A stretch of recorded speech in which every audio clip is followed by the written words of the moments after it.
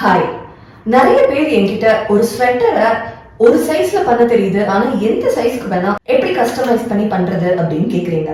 So இன்னைக்கு நான் செஞ்ச இந்த கிரானி ஸ்கொயர் ஸ்வெட்டரை குழந்தைங்க, அடல்ட்ஸ் எந்த சைஸ்க்கு வேணா எப்படி கஸ்டமைஸ் பண்ணி பண்றது அப்படின்றது தான் இந்த டுட்டோரியல்ல சொல்ல போறேன். இதுக்கு தேவையான மெஷர்மெண்ட்ஸ் உங்களுக்கு arm whole, chest, shoulder, length, இது 4 மெஷர்மெண்ட்ஸ் இருந்தா போதும். நீங்க இந்த ஸ்வெட்டரை எந்த சைஸ்க்கு வேணா பண்ணிடலாம். அதே மாதிரி இந்த மெஷர்மெண்ட்ஸ் எடுக்கிறதுக்கு உங்களுக்கு நீங்க யாருக்கு பண்றீங்களோ அவங்க உங்க முன்னாடி இல்ல ஒரு ஆர்டருக்கு பண்ணணும், எப்படி பண்றது அப்படின்னு கேட்டீங்கன்னா அளவு ட்ரெஸ்ல இருந்து கூட மெஷர்மெண்ட்ஸ் எடுத்து இதுக்கான தேவையான மெஷர்மெண்ட்ஸை எடுத்துக்கலாம். இப்போ நான் உங்களுக்கு இந்த 4 மெஷர்மெண்ட்ஸை எப்படி எடுக்கிறது அப்படின்னு நான் எடுத்து காட்டுறேன். நம்மளோட ஃபர்ஸ்ட் மெஷர்மெண்ட் என்ன அப்படின்னா ஆர்ம் ஹோல். ஆர்ம் ஹோல் நான் காட்டுற மாதிரி நீங்க டைரக்டா ஒருத்தர்கிட்ட எடுத்தாலும் சரி, இல்ல உங்களுக்கு அளவு ட்ரெஸ்ல இருந்து எடுத்தாலும் சரி. ஆர்ம் ஹோல் அப்படின்றது இங்க ஆரம்பிச்சு இந்த ஆர்ம் ஹோல் வரைக்கும் போய் மறுபடியும் இன்ச் டேப்பை இங்க வரைக்கும் எடுத்துட்டு ரொம்ப டைட்டா இறுக்கி எடுக்க கூடாது. ஒரு 1/2 இன்ச் கேப் விட்டு இந்த சுத்தளவு தான் உங்களோட ஆர்ம் ஹோல். அடுத்தது செஸ்ட். செஸ்ட் மெஷர்மெண்ட் செஸ்டோட சென்டர் இந்த மாதிரி இருக்கிற இடத்துல கொஞ்சம் லூஸா எடுத்தா போதும், ரொம்ப டைட்டா எடுக்கணும்னு அவசியம் இல்ல. 40. சோ நான் இப்படி ரொம்ப டைட்டா வைக்கல, இங்கேயும் நான் ஒரு விரல் அளவு லூஸ் விட்டு தான் நான் எடுக்கிறேன்.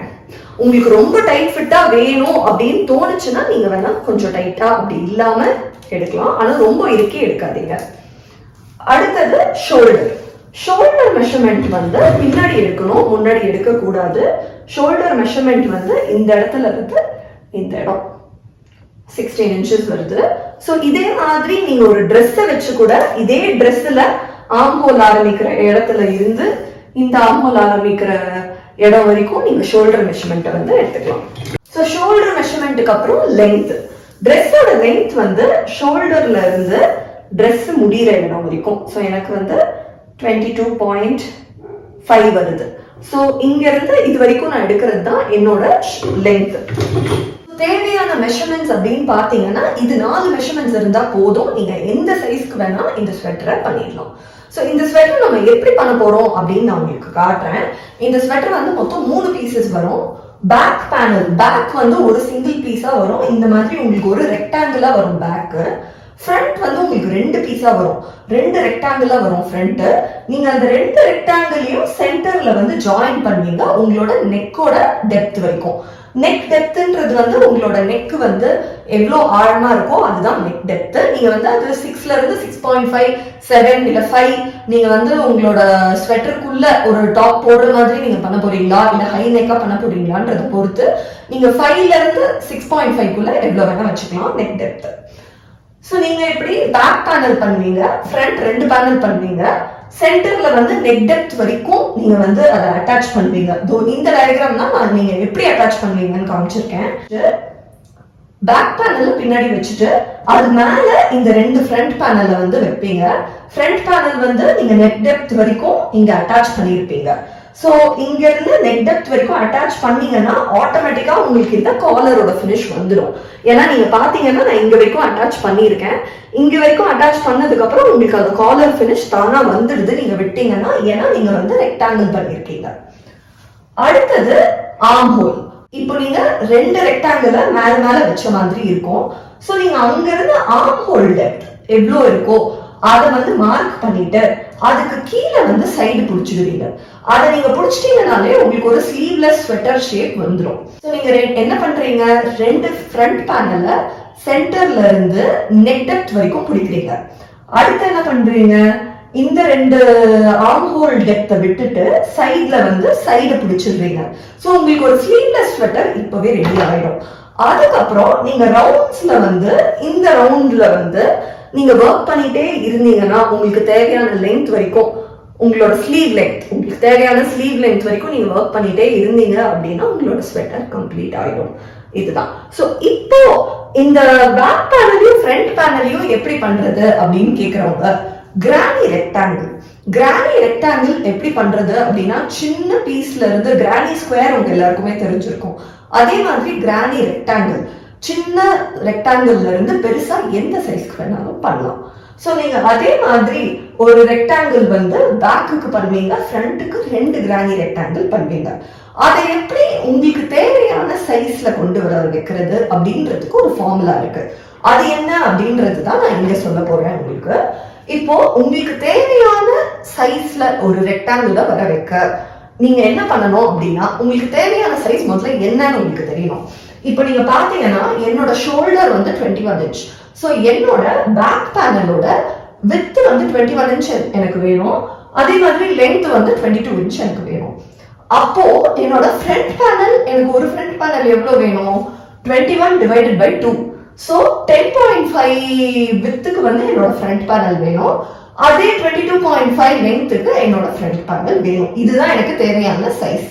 அப்படி இருக்கும்போது நான் ஃப்ரண்ட் பேனலுக்கு எப்படி பேட்டர்ன் போடுறது அப்படின்னு நீங்க கேட்டீங்க அப்படின்னா, கிரானி ரெக்டாங்கிள் எப்படி பண்றது அப்படின்ற வீடியோ வந்து நான் டுட்டோரியல் அப்லோட் பண்ணியிருக்கேன். நீங்க அதை செக் பண்ணி பாருங்க. கிரானி ரெக்டாங்கிள் வந்து கிரானி ஸ்கொயர் மாதிரி ரொம்ப ஈஸியான ஒரு பேட்டர்னு. அதுல உங்களுக்கு டவுட் வரக்கூடியது வந்து ஒரே ஒரு இடம் தான், ஃபவுண்டேஷன் செயின்ஸ். எத்தனை ஃபவுண்டேஷன் செயின்ஸ் போட்டு நான் ஆரம்பிச்சா எனக்கு தேவையான சைஸ் வரும்? இதுதான் எல்லாருக்கும் காமனா இருக்கிற ஒரு கேள்வியா இருக்கும். நீங்க கிரானி ரெக்டாங்கிள்ல வந்து ஒரு ஸ்வெட்டர் பண்ண போறீங்க அப்படின்னா, அதுக்கு நீங்க என்ன பண்ணணும் அப்படின்னா, உங்களுக்கு தேவையான சைஸ்ல உங்களுக்கு ஒரு ரெக்டாங்கிள் வரதுக்கு உங்களுக்கு தேவையான சைஸ் என்னன்றதை நீங்க முதல்ல கண்டுபிடிச்சுக்கணும்.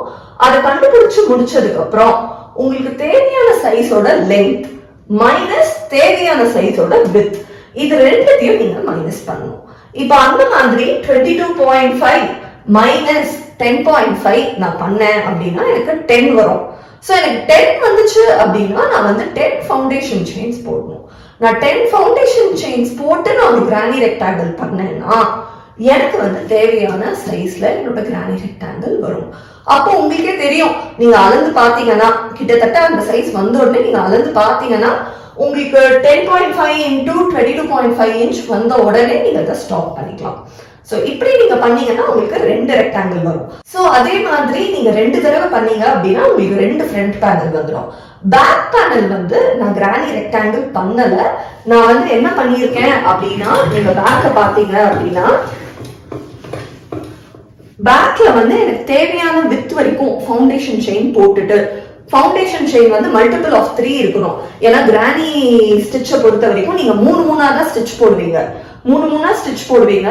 அதனால மல்டிபிள் ஆஃப் 3ல வந்து என்னோட ஃபவுண்டேஷன் செயினை எனக்கு தேவையான வித்துல நான் போட்டுட்டு, அதே granny stitch 3DC 3 double crochet chain 1 3 double crochet end வரைக்கும் பண்ணிட்டு டர்னிங் செயின் போட்டுட்டு மறுபடியும் அதே, அந்த மாதிரி எனக்கு தேவையான லென்த் வர வரைக்கும் நான் பேக் பேனல வந்து கம்ப்ளீட் பண்ணியிருக்கேன்.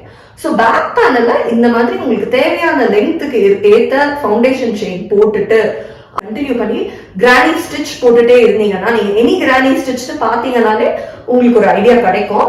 நீங்க இந்த மாதிரி போட்டுட்டு போனாலே உங்களுக்கு வந்து பேக் பேனல் கம்ப்ளீட் ஆயிடும். அதே மாதிரி உங்களுக்கு ஃப்ரண்ட் பேனல் வந்து நீங்க சென்டர்ல ஆரம்பிப்பீங்க. இங்க ஒரு லைன் தெரியுதா? இந்த லைன்ல தான் நான் ஃபவுண்டேஷன் செயின் போட்டு என்னோட ரெக்டாங்கிள் ஸ்டார்ட் பண்ணிருக்கேன். இந்த சென்டர் அட்டாச் பண்ண இடத்துல தான் என்னோட ரெக்டாங்கிள் நான் முடிச்சிருக்கேன். சோ நீங்க பாத்தீங்க அப்படின்னா இங்க இருந்து ஆரம்பிச்சு இங்க வந்து இது வரைக்கும் என்னோட ஒரு ரெக்டாங்கிள். அதே மாதிரி இன்னொரு சைடு நீங்க பாத்தீங்கன்னா உங்களுக்கு இன்னொரு ரெக்டாங்கிள் இருக்கு. 2 ரெக்டாங்கிளையும் நான் வந்து சென்டர்ல இருந்து ஜாயின் பண்ணியிருக்கேன். எனக்கு தேவையான நெக் டெப்த் வரைக்கும் ஜாயின் பண்ணியிருக்கேன். அதோட என்னோட ஃப்ரண்ட் முடிஞ்சது. அதுக்கப்புறம் வந்து நான் இங்க என்னோட ஷோல்டர் வித் வந்து உங்களுக்கு நெக்கு தேவையான அளவை விட்டுட்டு ஷோல்டர் வந்து ஒரு 3 இன்ச்சஸ், நீங்க அதுவும் அளவு ட்ரெஸ்லயே ஷோல்டர் மட்டும் எவ்வளவு தேவை அப்படின்றது பார்த்து இங்க அட்டாச் பண்ண இடம் தான் உங்களோட ஷோல்டர். சோ இங்க அட்டாச் பண்ண அளவுக்கு நீங்க இங்க அட்டாச் பண்ணிக்கலாம். அட்டாச் பண்ணிட்டு ஆர்ம் ஹோல் டெப்த் எவ்வளவு வேணுமோ அது வரைக்கும் மார்க் பண்ணிட்டு இங்க சைட்ல அட்டாச் பண்ணிடுங்க. உங்களுக்கு ஒரு ஸ்லீவ்லெஸ் ஸ்வெட்டர் ரெடி ஆயிடும். அதுக்கப்புறம் நீங்க ரவுண்ட்ஸ்ல வந்து உங்களுக்கு தேவையான லென்த் வரைக்கும் ஒர்க் பண்ணிட்டே இருந்தீங்கன்னா உங்களோட granny square sweater ready. So இதுல இருந்தே உங்களுக்கு ஒரு கிரானி டிசைன் ஸ்வெட்டரை எந்த சைஸ்க்கு வேணாலும் எப்படி பண்றதுன்னு ஒரு ஐடியா கிடைச்சிருக்கும்னு நினைக்கிறேன். கிரானி ரெக்டாங்கிள் எப்படி பண்றது அப்படின்னு பிகினர்ஸ்க்கு நான் வந்து ஒரு சிம்பிளா ஈஸியா நான் இதுல எக்ஸ்பிளைன் பண்றேன். இந்த டயக்ராம் பார்த்து புரியுதா அப்படின்னு பாருங்க. crochet ஸ்டிச்சஸோட சிம்பிள்ஸ் படிக்க தெரிஞ்சவங்களுக்கு இந்த டயக்ராம் கண்டிப்பா புரியும்னு நினைக்கிறேன். உங்களுக்கு தேவையான அளவு ஃபவுண்டேஷன் செயினை மல்டிபிள் ஆஃப் 3 போட்டுக்கோங்க. ஃபவுண்டேஷன் செயினோட நம்பரை வந்து 3 டிவைட் பண்ணீங்க அப்படின்னா அது வந்து டிவிசிபிளா இருக்கணும். அதுதான் மல்டிபிள் ஆஃப் 3. ஸோ நீங்க உங்களோட ஃபவுண்டேஷன் செயினை வந்து மல்டிபிள் ஆஃப் 3 போட்டுட்டு அதுல வந்து 3DC செயின் 1 ஸ்கிப் 2 3DC அப்படின்னு கண்டினியூ பண்ணி வந்துட்டு கடைசி ஸ்டிச்ல வந்து உங்களுக்கு கார்னர் வரும். கார்னர்ல வந்து 3DC செயின் 2 3DC ஒரே ஸ்டிச்சுக்குள்ள போட்டுட்டு மறுபடியும் இன்னொரு கார்னருக்கு 3DC செயின் 2 3DC இப்படி உங்களுக்கு 4 கார்னர் வரும். இதுக்கு நடுவுல இருக்கிற எல்லா ஸ்டிச்சஸ்லயும் 3DC செயின் 1 ஸ்கிப் 2 3DC அப்படின்னு நீங்க பண்ணீங்கன்னா உங்களுக்கு ஒரு ரெக்டாங்கிள் வரும். அதுதான் கிரானி ரெக்டாங்கிள். நம்ம இதை கண்டினியூ பண்ணிட்டு வந்தாதான் நம்மளோட ஃப்ரண்ட் பேனல் கம்ப்ளீட் ஆயிடும். அதுக்கு எத்தனை ஃபவுண்டேஷன் செயின் போடணும் அப்படின்றது வந்து உங்களுக்கு எப்படி கால்குலேட் பண்றது அப்படின்றது வந்து சொல்லியிருக்கேன். ஸோ இதுக்கு ஏற்ற மாதிரி நீங்க கால்குலேட் பண்ணி 2 ரெக்டாங்கிள் பண்ணிட்டு ஒரு பேக் பேனல் பண்ணி ஜாயின் பண்ணி அட்டாச் பண்ணிட்டு நீங்க ஸ்லீவ்ஸை பண்ணீங்க அப்படின்னா உங்களோட கிரானி ஸ்வெட்டர் ரெடி. ஸோ இது வந்து பேட்டர்ன் தெரியும், ஆனா எனக்கு சைஸ் எப்படி மாத்துறதுன்னு தெரியல அப்படின்னு கேட்டவங்க எல்லாருக்குமே ரொம்ப யூஸ்ஃபுல்லா இருக்கும்னு நம்புறேன். வேற ஏதாவது கொஸ்டின்ஸ் இருந்தா டவுட்ஸ் இருந்தா எனக்கு கமெண்ட்ஸ்ல சொல்லுங்க. இன்ஸ்டாகிராம்ல மெசேஜ் பண்ணா நான் ரிப்ளை பண்ணுவேன். உங்களுக்கு வேற ஒரு டிசைன் எப்படி கஸ்டமைஸ் பண்றது அப்படின்னு அடுத்த டியூட்டோரியல்ல சொல்றேன். எல்லா வீடியோஸையும் மிஸ் பண்ணாம பாக்குறதுக்கு நம்ம சேனலுக்கு சப்ஸ்கிரைப் பண்ணுங்க. பை.